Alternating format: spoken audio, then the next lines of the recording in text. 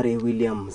Ruto ni aliyeketie kwambika icira riake na makeria kuria bururi-ini wa Congo na kuria gete na kanya ga kwaraniria na bunge ya bururi ucio na kuria thiete na mbere na guthinyiriria maundu matiganite hindi ya kigomano kia hamwe na kiria gitanitwo hamwe. Riu President William Ruto ni athiete na mbere na kuria bunge metikire kunyitanira ari gutigirira ati ni magacirithia mariamaturigichiirie guku akiuga ati bururi kana guku akiuga gete gitaro kia Afrika ni kimwe gia gitaro kiria kiuikaine muno na makeria kumanagia na indo iria gikoragwo gikiruta mabururi mothe 20 kana mabururi mothe maria mari gitaro-ini giki mangĩnyitana no makorwo makĩkana no makorwo magĩteithĩrĩria na njĩra nene harĩ gũtigĩrĩra atĩ nĩ twahũrana na mariamaturigichiirie na njĩra ĩmwe nĩ gũtigĩrĩra atĩ nĩ mahanda mĩtĩ na njĩra nene. Gũkĩrĩ ũguo, President William Ruto nĩ athiĩte na mbere na kuga atĩ no mũhaka mabũrũri kana bũrũri wa Kenya ũnyitanĩre oro hamwe na bũrũri ũcio nĩguo gũtigĩrĩra atĩ nĩ gwethwo visa ĩmwe ĩrĩa gũtigĩrĩra atĩ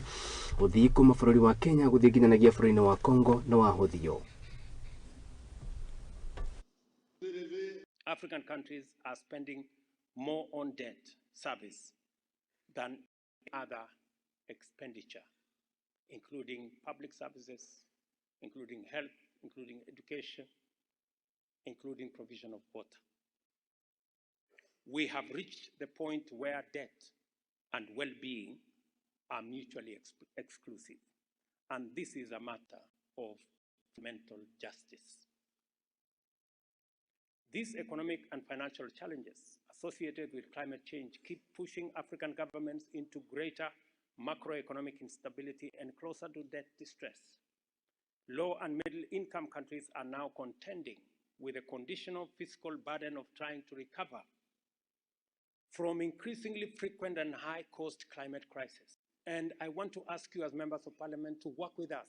to reform the Africa Union, to give it voice, to give it structure that is going to make sure that Africa speaks in the language that is understood, with clarity on our issues, so that we can drive our agenda, grow our trade, and make sure Africa moves forward. I think we have a 0.2% tax that is supposed to be levied in our countries. We want to ask every country to live up to that commitment, so that we can support the Africa Union. Otherwise, if we allow the Africa Union to be supported by others, we run the risk of Africa Union being controlled by those who pay for it. We also need to facilitate trade by making it possible for business people to be able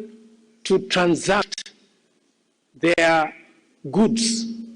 their services, without the unnecessary complications in changing currencies. That is why we want the Pan-African payment system that is going to assist African business people to be able to trade and move goods and services